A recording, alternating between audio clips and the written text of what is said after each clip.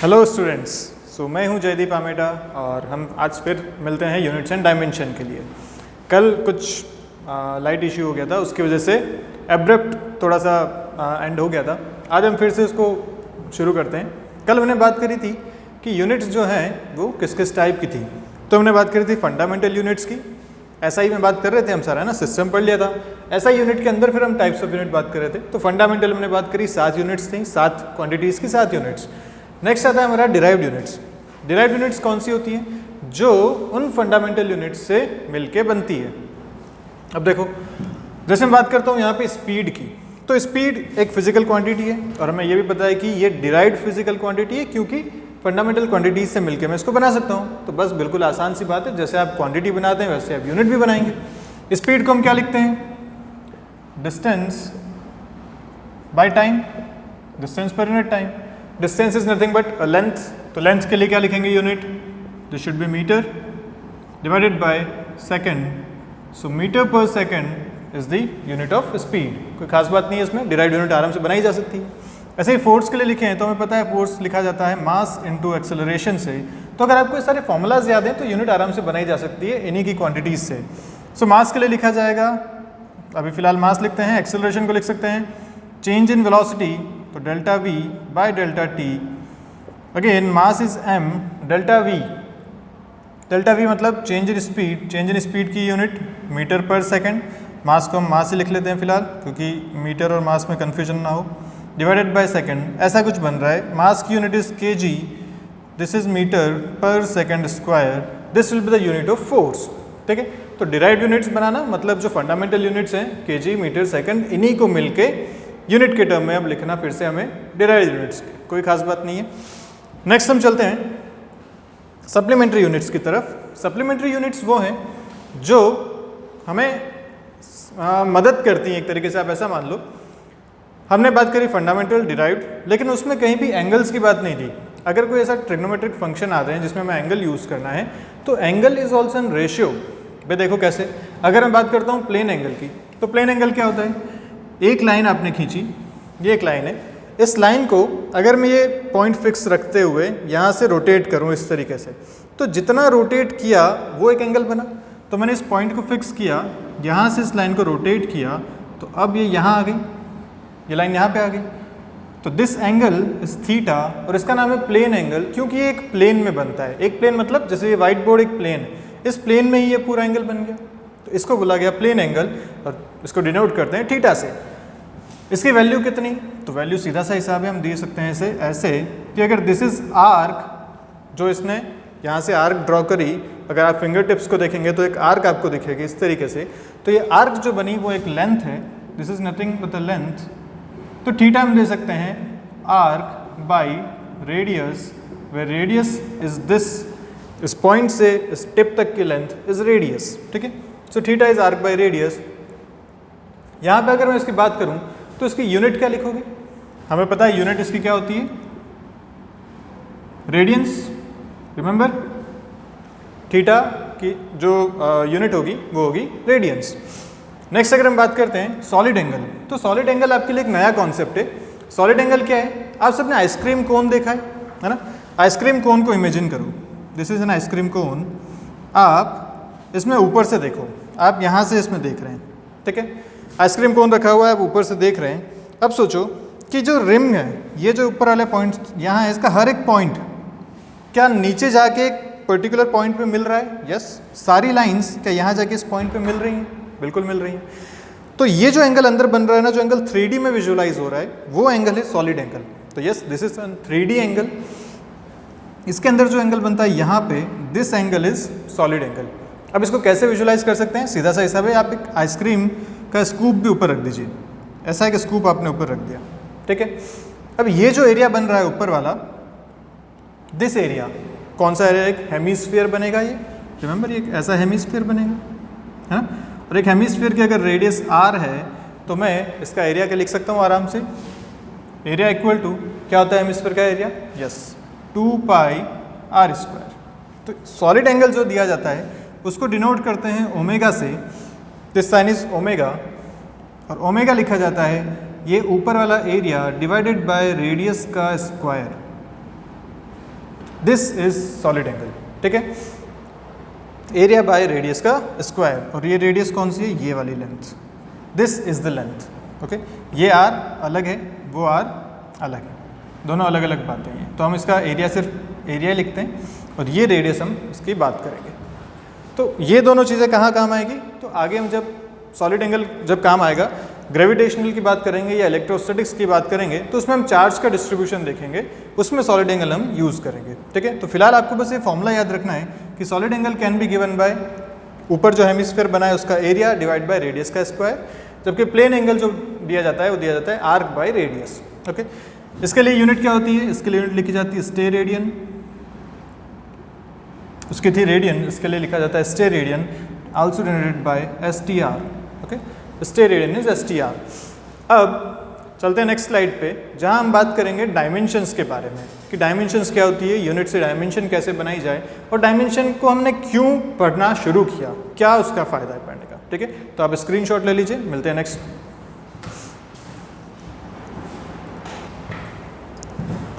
Okay, सब बात करते हैं अपन डायमेंशंस और डायमेंशन एनालिसिस के बारे में, ठीक है।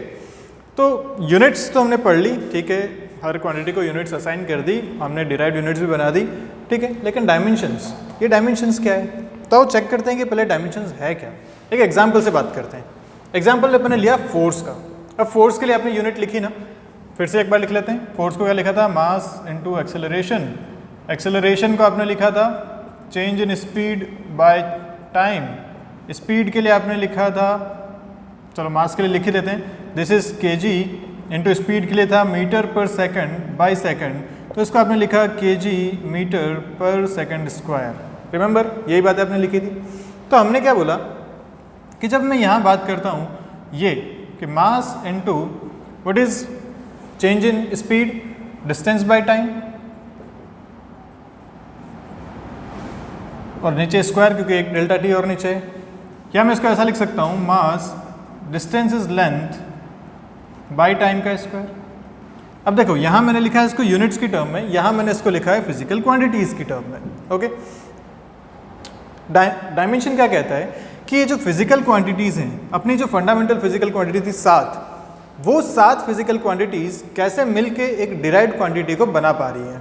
तो मैं यहाँ क्या लिखूंगा, मास की पावर 1, ठीक है, मास लेंथ ऊपर है तो लेंथ की पावर भी 1 ही है यहाँ पे, और टाइम नीचे से ऊपर आएगा, पावर 2 है तो पावर हो जाएगी -2। तो मैं डायमेंशंस क्या बोलूँगा फोर्स की, कि जो फोर्स की डायमेंशन है वो मास में कितनी है, तो जो उसकी पावर है 1, मास की पावर 1, लेंथ में कितनी है तो वहाँ भी पावर 1, और बोलूँगा टाइम में कितनी है तो टाइम में इसकी जो पावर है वो है -2। तो these are the dimensions of force in terms of mass, length and time. ये होता है डायमेंशन। क्या किया हमने फंडामेंटल जो यूनिट्स थी या फंडामेंटल जो क्वांटिटीज थी उनकी पावर देखी कि किसी भी डिराइव्ड क्वांटिटी को बनाने के लिए मुझे इनकी कितनी पावर यूज़ करनी पड़ रही है, ठीक है, वो हुआ हमारा डायमेंशन। तो ये हमने लिखा भी, देखो, powers which are the fundamental quantities are raised.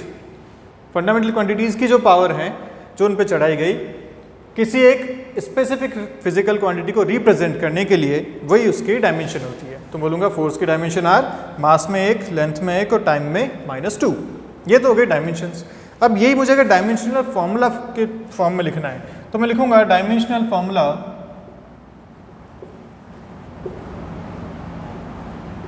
For force.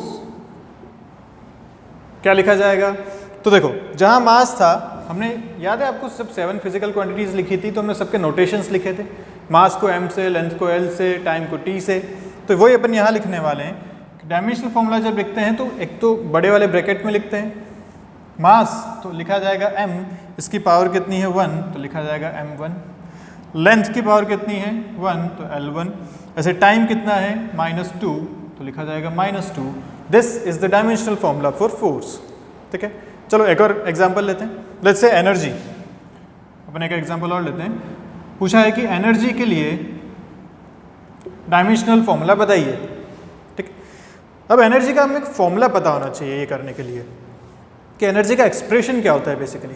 तो एनर्जी का एक्सप्रेशन क्या होता है, तो मैं लिख सकता हूँ E equal to half M V square.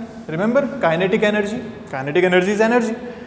तो हाफ एम वी स्क्वायर ये एक्सप्रेशन में यूज़ करके इसका डायमेंशन फॉर्मूला बताता हूँ। तो यहाँ पे एक बात हमें और समझनी है कि ये जो हाफ है ये एक कांस्टेंट है और कांस्टेंट की कोई डायमेंशन नहीं होती, हमेशा डायमेंशन होगी फिजिकल क्वांटिटीज़ की। ये एक नंबर है, नंबर की कोई डायमेंशंस नहीं होती, तो उसको भूल जाओ डायमेंशन लिखने के लिए। अपने को डायमेंशन लिखना है E का, तो मैं E को भी इस ब्रैकेट में लिखता हूँ कि this will be the dimension of E।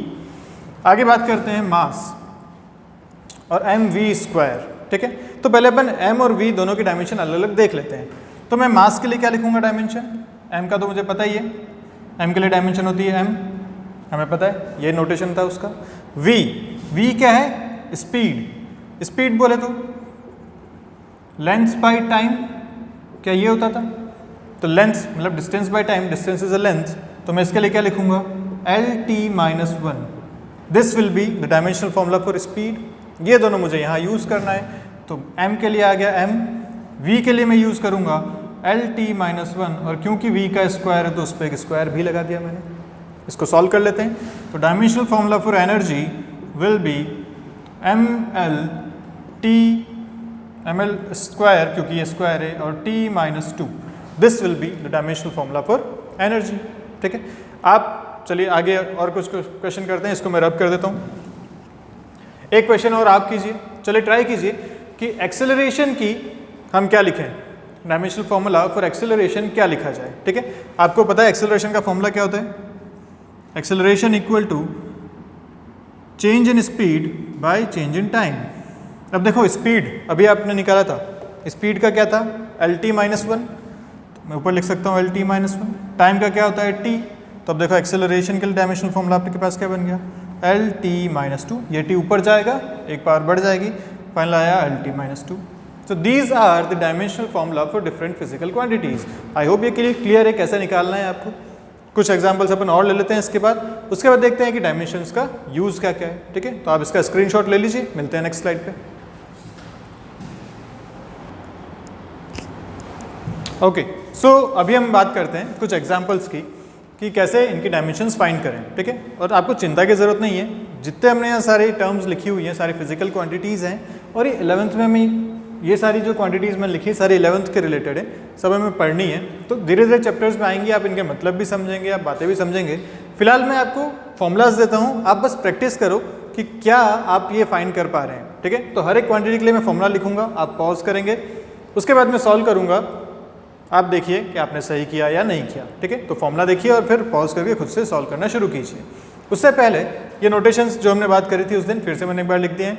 मास के लिए m, लेंथ के लिए l, टाइम के लिए t, temperature theta, current, intensity, amount, ये सारी बातें उस दिन हमने लिखी थी, फिर से आज लिखी हैं, आप इसका स्क्रीनशॉट बाद में ले लीजिएगा। चलिए, तो वॉल्यूम फॉर्मूला पता ही है, जल्दी से बताओ उसके लिए क्या होना चाहिए, पॉज करो, प्ले करो और देखो। वॉल्यूम का फॉर्मूला होता है length into width into height, ठीक है। क्यूब का अगर वॉल्यूम है, या अगर स्फीयर का वॉल्यूम है तो क्या लिखूंगा 4/3 पाई आर क्यूब, या अगर क्यूब का वॉल्यूम है तो ए क्यूब। बहुत सारे फॉर्मूलाज हैं यार ये तो, पर सब में क्या लेंथ का मल्टीप्लिकेशन 3 टाइम हो रहा है, जैसे यहाँ पे देखो। या अगर क्यूब के लिए लिखता तो ए क्यूब लिखता, a is side of the cube, या अगर लिखता 4/3 pi r cube for the sphere, तो भी सोचो 4/3 is a constant, pi is a constant, इनकी कोई डायमेंशन नहीं होती। क्या रेडियस फिर से 3 टाइम्स मल्टीप्लाई हो रही है, तो हर बार जब आप वॉल्यूम लिखेंगे तो इसके लिए क्या L3 सीधा सीधा इसका डायमेंशन लिखा जा सकता है, यस, लेंथ का क्यूब, तभी तो आप यूनिट भी इसके लिखते हैं मीटर क्यूब, रिमेंबर। तो यस, वॉल्यूम के लिए हो जाएगा लेंथ क्यूब।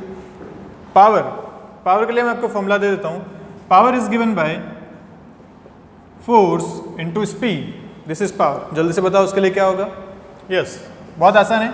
फोर्स के लिए हमने अभी लिखा था कुछ टाइम पहले, पीछे देखो क्या लिखा था, MLT-2, this was for force.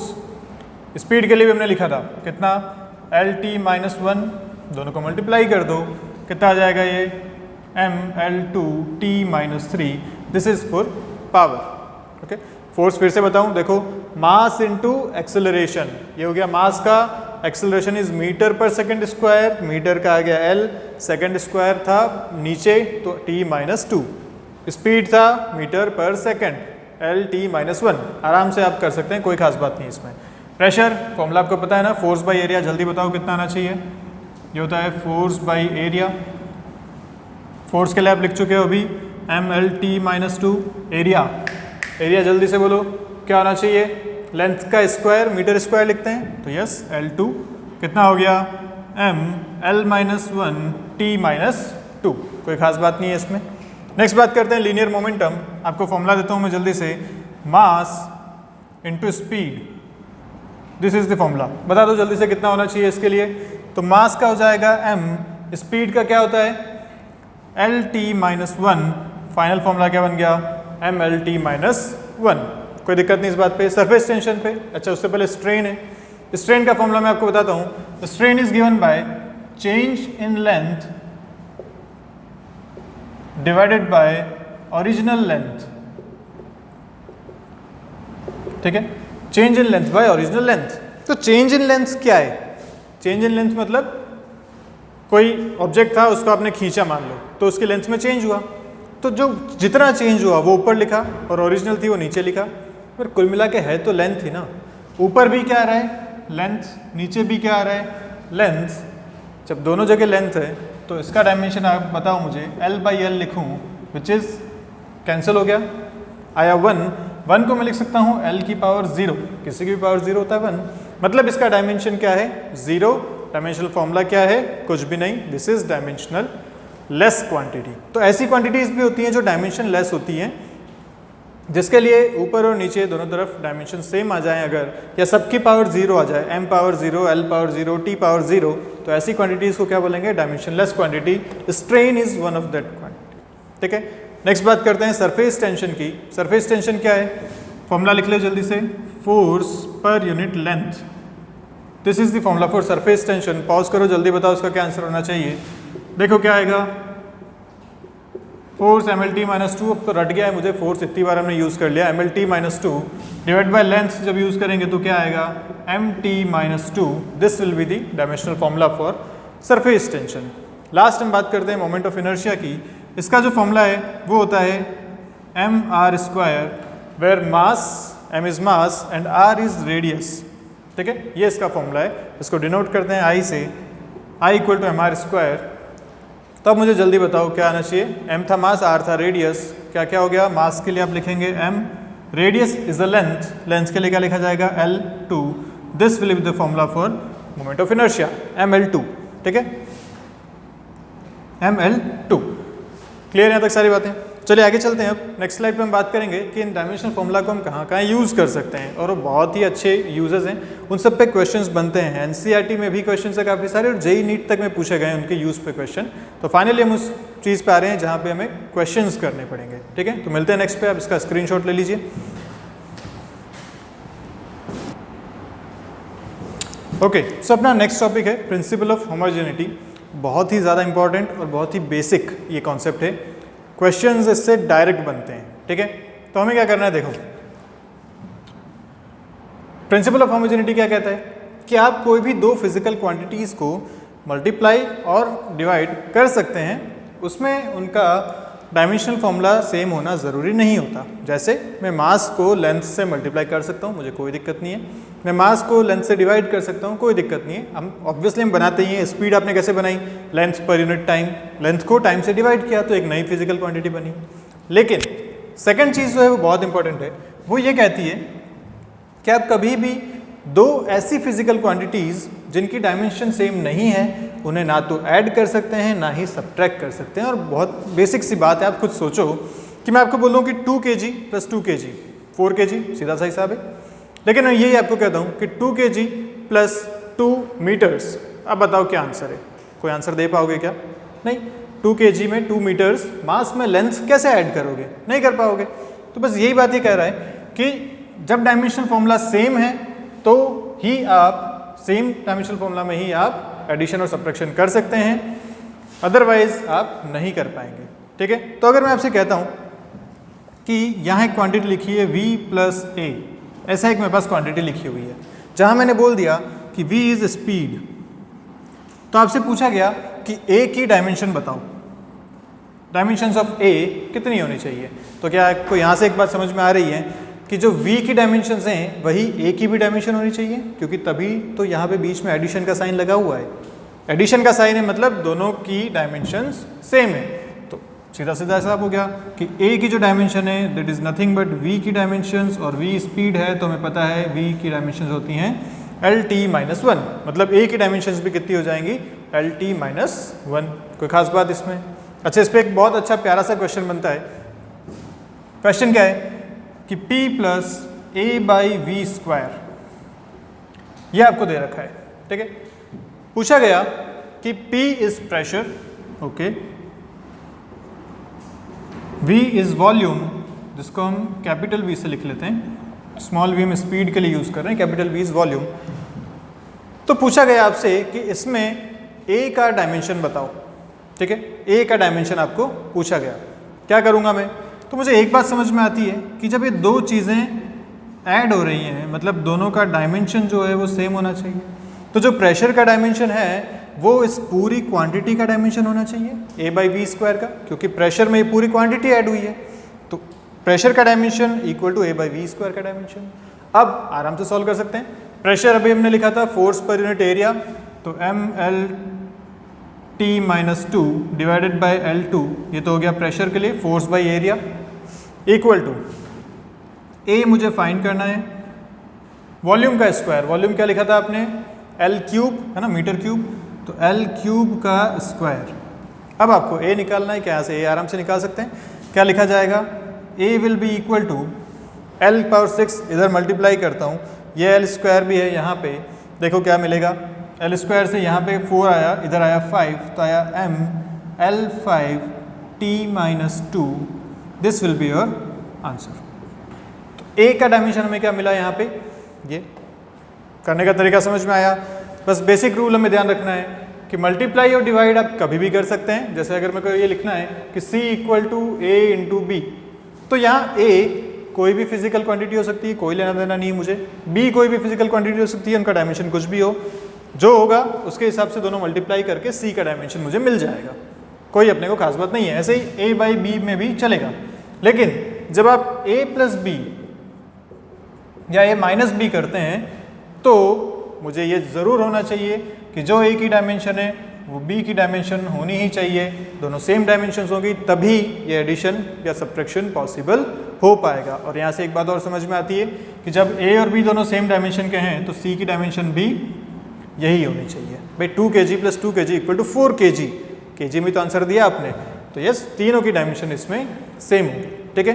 अब हम बात करते हैं नेक्स्ट डायमेंशन की एप्लीकेशंस पे।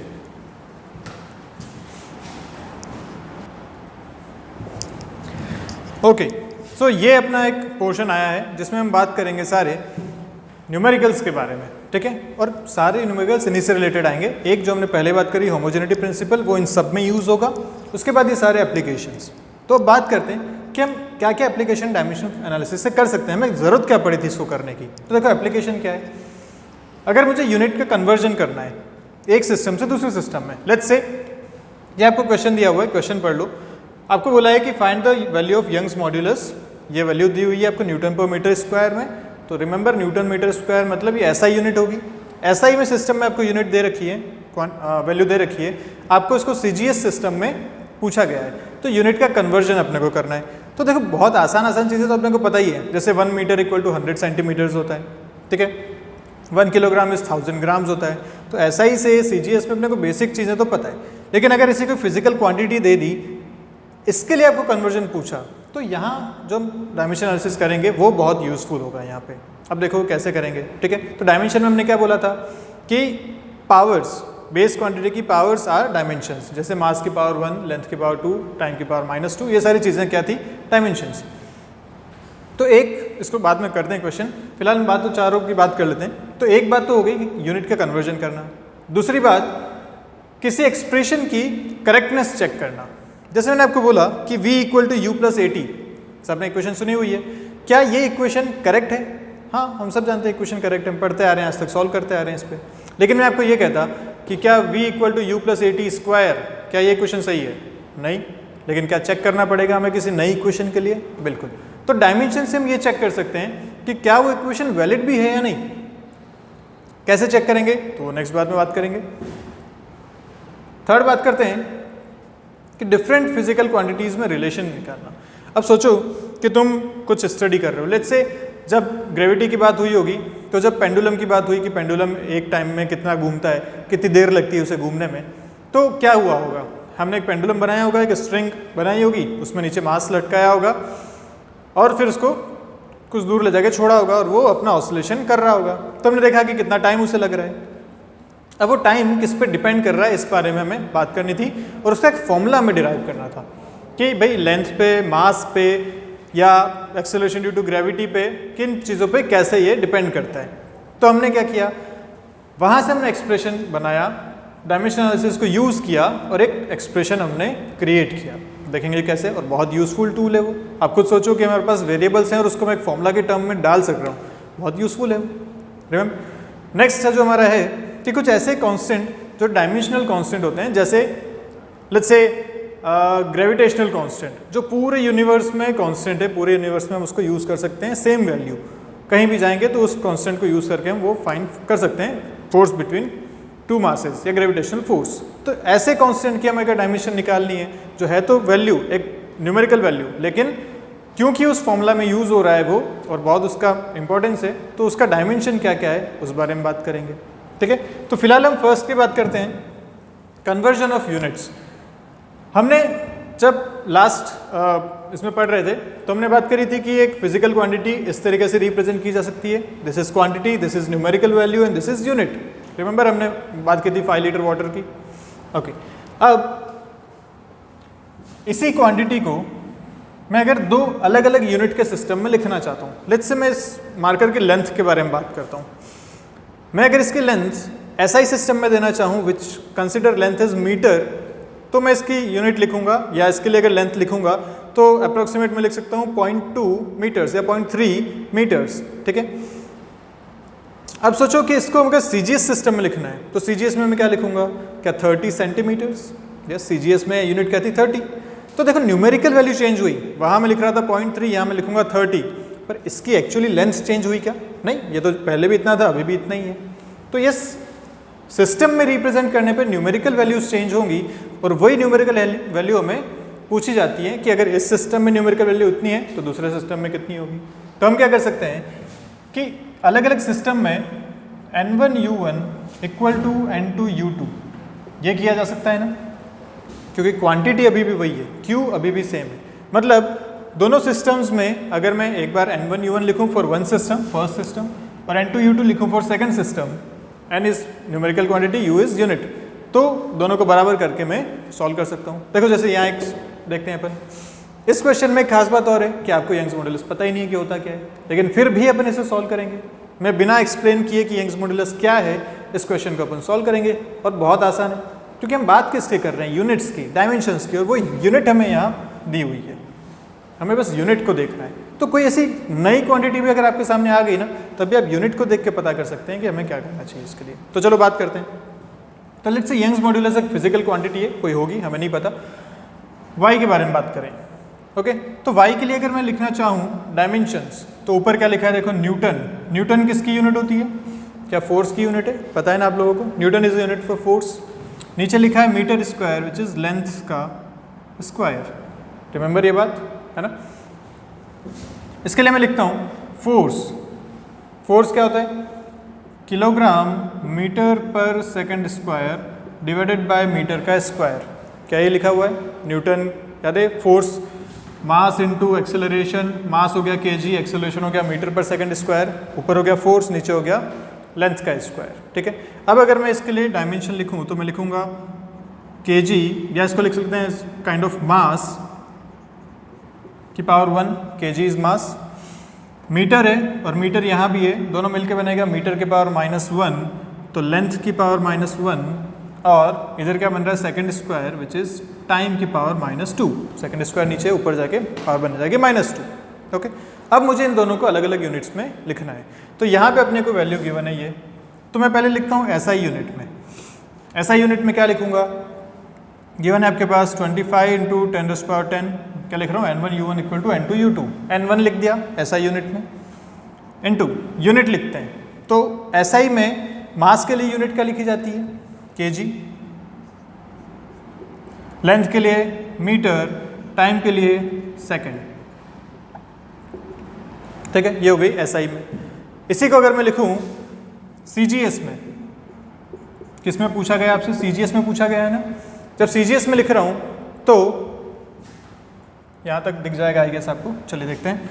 CGS में N लिखता हूं। मास की यूनिट क्या होती है CGS में? ग्राम्स, तो ग्राम लिखा। पावर कितनी है? 1, तो 1 लिख दिया। लेंथ क्या होता है? सेंटीमीटर, पावर कितनी? -1। टाइम क्या होता है? सेकंड, पावर कितनी? -2।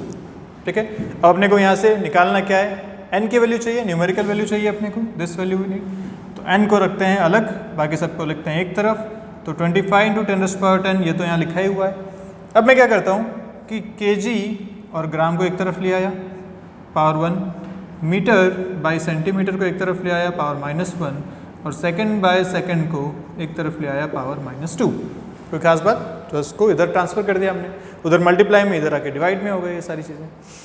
अब अपने को आराम से पता कर सकते हैं, kg ग्राम का रिलेशन अपने को पता है क्या होता है? 1 kg 1000 gram, metre centimetre, 1 metre 100 centimetre, second तो सेम ही है।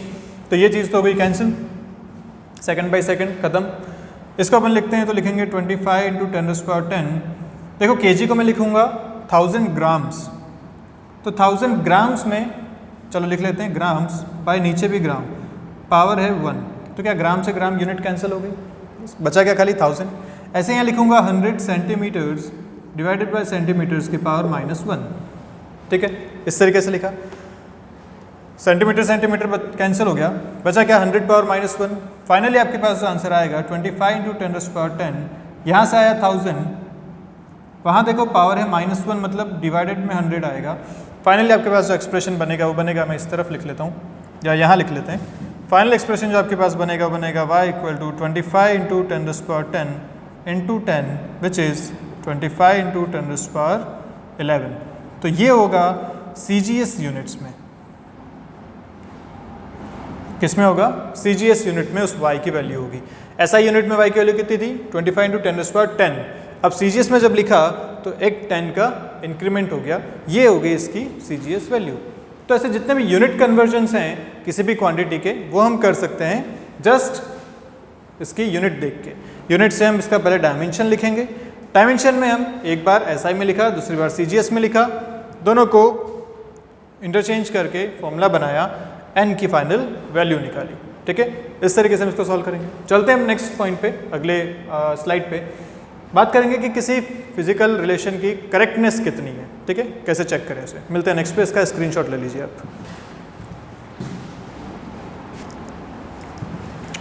ओके, सो अभी हम बात करते हैं सेकंड एप्लीकेशन की। सेकंड एप्लीकेशन है चेक द करेक्टनेस। ओके, कोई रिलेशन आपको दे रखा है, उसका करेक्टनेस चेक करना, पर उसके लिए हमें कुछ इन्फॉर्मेशन होनी चाहिए, तभी हम करेक्टनेस चेक कर पाएंगे। इन्फॉर्मेशन क्या है? देखो, किस किस की डायमेंशन नहीं होती, इस बारे में सारी इन्फॉर्मेशन है। तो हमने लिखा कि जितने भी नंबर्स होते हैं, न्यूमेरिकल्स, जितने भी इंटीजर्स हैं या जितने भी आगे नंबर्स हैं, वो सारे डायमेंशन लेस होते हैं। ठीक है, तो जैसे 1, 2 या 1.5 या पाई इज ऑल्सो नंबर, √2, ऐसे जितने भी नंबर्स हैं उनकी कोई डायमेंशन नहीं होती, उन्हें आप डायमेंशन लेस कंसिडर करेंगे। सेकंड बात करें तो जितनी भी पावर्स होती हैं, भाई आपको बोला गया कि x की पावर 2, तो 2 शुड बी डायमेंशन लेस। या कोई वेरिएबल लिख दिया x की पावर a या e की पावर a, तो जो पावर में क्वांटिटी है वो शुड बी डायमेंशन लेस। अब मतलब ऐसा लिखा होता, मान लो यहाँ लिखा होता कि x की पावर a/b ऐसा होता, तो डायमेंशन लेस कौन होना चाहिए था यहाँ पे?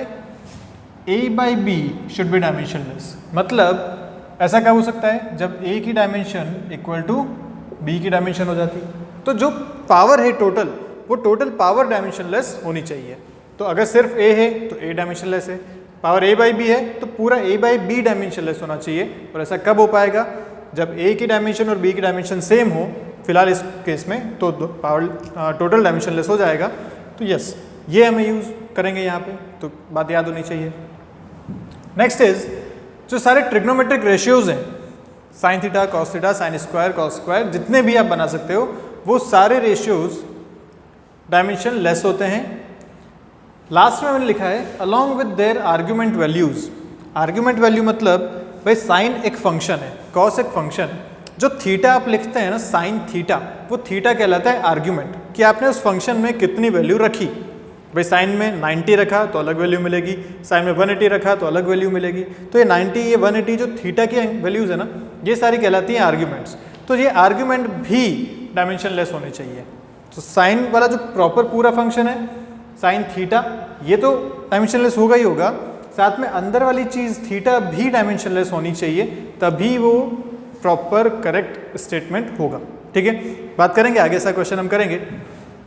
ऐसे अगर बात करें तो जितने भी एक्सपोनेंट वैल्यूज है, मतलब e की पावर वाली, तो e की पावर थीटा, e की पावर a, ये सारी क्वांटिटीज भी डायमेंशनलेस होती है पूरी।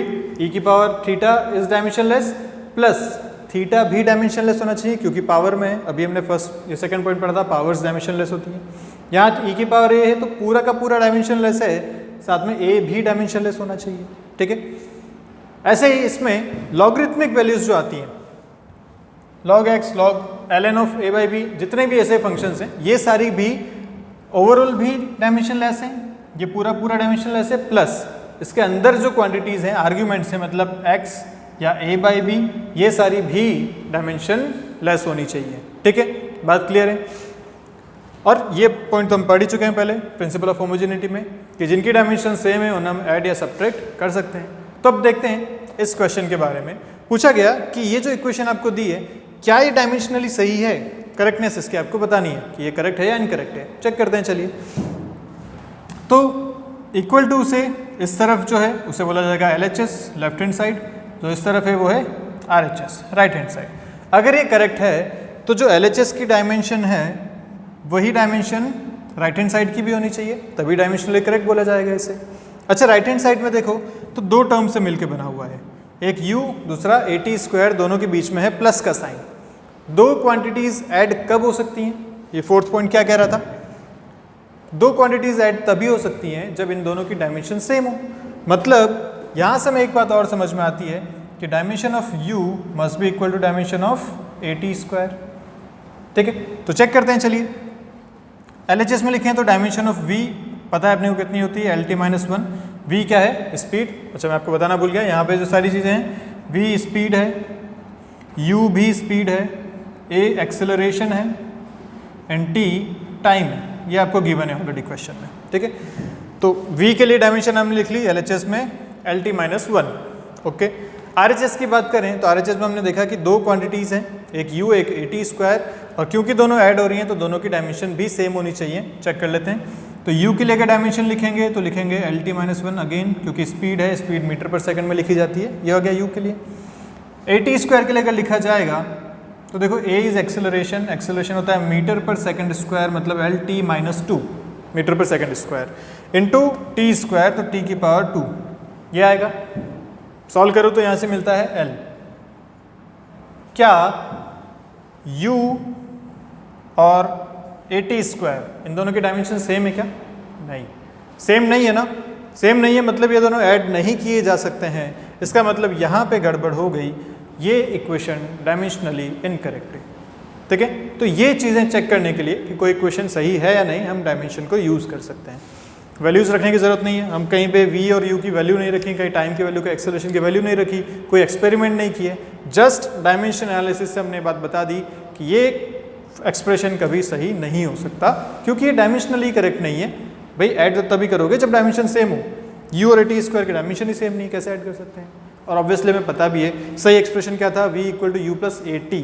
अगर यहाँ होता सिर्फ AT तो डायमेंशन क्या लिखते, LT-2 एक्सेलरेशन इंटू t क्या आता, LT-1। अब ये सारी चीज़ें सेम थी, LT-1, LT-1 एंड LT-1। अब ये एक्सप्रेशन सही था और हम पढ़ते भी आ रहे हैं v equal to u plus AT is correct expression. ठीक है, तो ये एक एग्जाम्पल हमने लिया जस्ट टू शो यू कि कैसे डायमेंशन एनालिसिस किया जाए। 2-3 क्वेश्चंस इस पे और लेते हैं, फिर आगे बढ़ेंगे नेक्स्ट एप्लीकेशन पे। स्क्रीनशॉट ले लीजिए, नेक्स्ट मिलते हैं। ओके, सो ये 2 क्वेश्चंस आपके सामने हैं। एक बार आप पॉज कीजिए, इन दोनों क्वेश्चंस को खुद से सॉल्व करने की कोशिश कीजिए जितना हमने अभी तक पढ़ा उसके हिसाब से। उसके बाद हम इस पे आते हैं। तो जल्दी से एक बार पॉज करो, क्वेश्चन सॉल्व करो, फिर मैं बता रहा हूँ। ठीक है,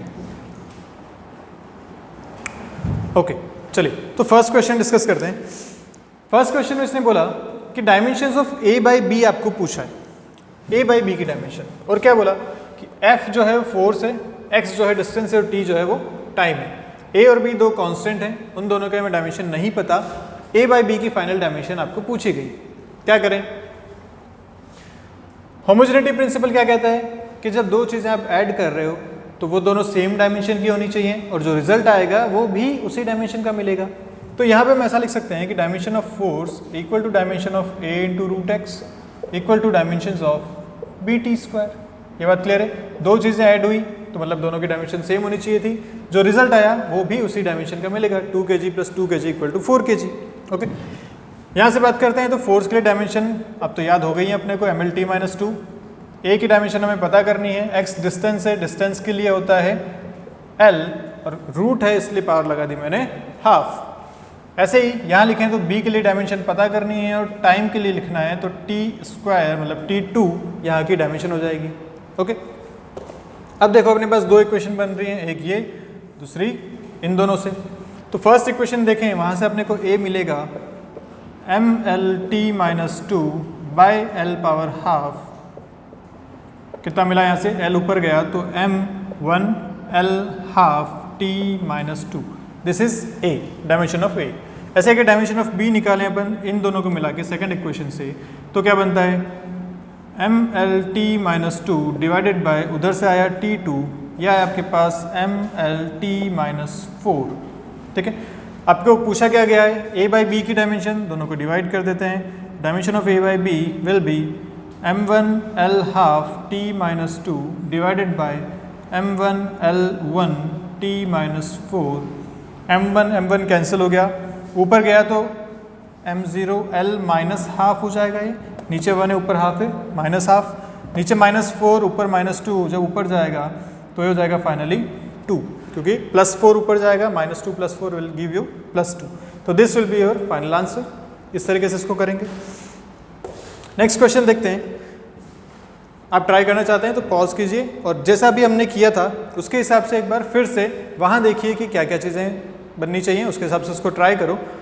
पॉज करो, ट्राई करो, मिलते हैं अभी फिर से। ओके, अब देखो ट्राई कर लिया।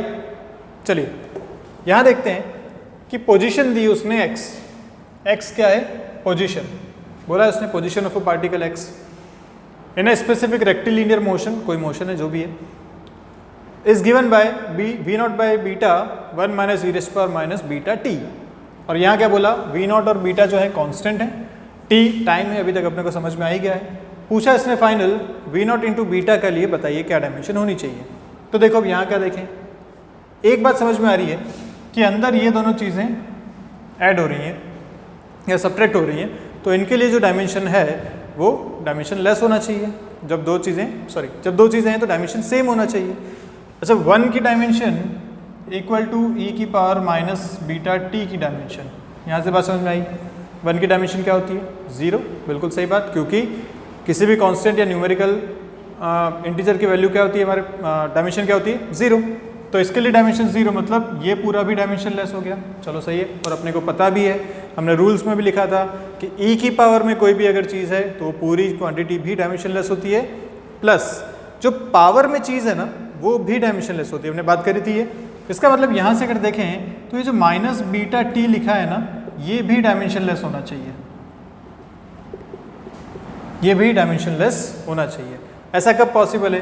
तो बीटा इंटू टी, माइनस के तो कोई मतलब नहीं है, उसको हटा सकते हैं डायमेंशन लिखने में, equal to m0 L0 T0। Dimension less मतलब सारी चीज़ें क्या हैं? 0। ऐसा हो गया।